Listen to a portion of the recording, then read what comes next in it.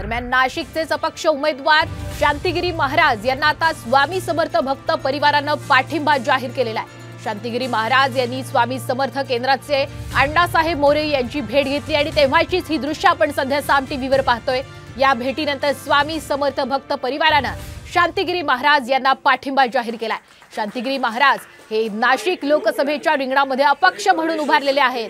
त्यामुळे नाशिक लोकसभा मतदारसंघात मोठ्या संख्येने स्वामी समर्थ भक्त परिवारे आता या सर्वांनीच शांतिगिरी महाराज यांना पाठिंबा जाहीर केलाय।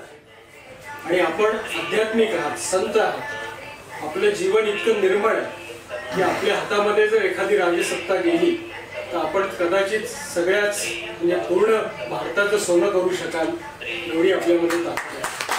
त्यामुळे हा एक योग नाही तर हे परमेश्वर शक्तीनेच काहीतरी घडवून आणलेलं आहे असं आम्ही समजतो।